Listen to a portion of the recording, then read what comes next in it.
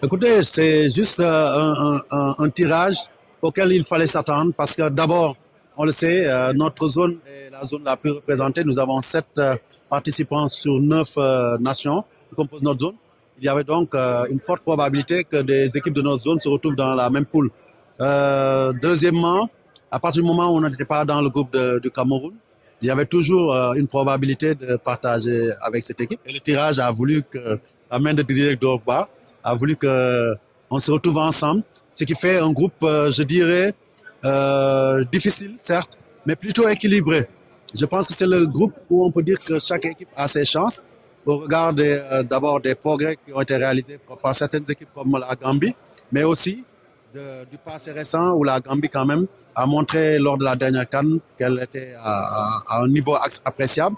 La Guinée, on la connaît, on la joue depuis 60 ans.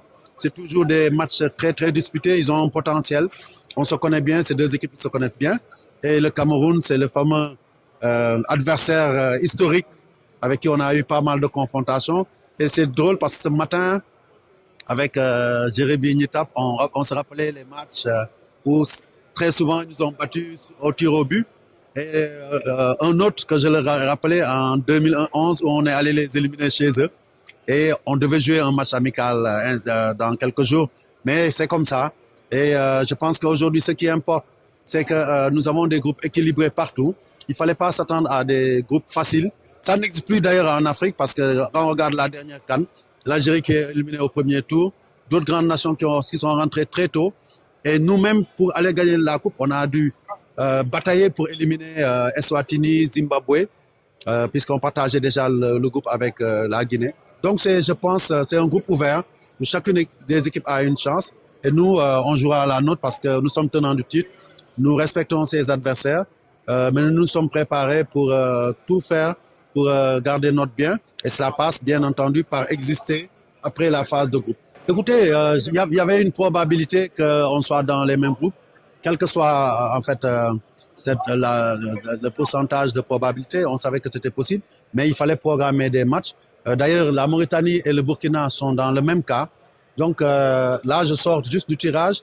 Je vais prendre la tâche de l'agence organisatrice du match, ainsi que du président Samuel Eto'o, donc mon petit frère Samuel Eto'o, pour qu'on puisse voir quels aménagements on va faire. Donc, mais c'est vrai, même au-delà d'une réglementation éventuelle, c'est déjà assez compliqué de jouer 2 mois avant et de se retrouver après dans dans le même groupe, dans la même poule. C'est pas évident, mais on va analyser.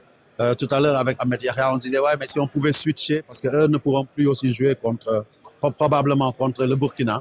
Mais c'est comme ça, comme on ne connaissait pas vraiment les détails du tirage avant de programmer les matchs, et il y a des délais à respecter, on a programmé ces matchs. On aurait pu maintenir le match du Mali et se retrouver avec le groupe du Mali, c'est comme ça. Peut-être que dans l'organisation de nos compétitions, il faudra prendre en compte cette donne-là pour le futur.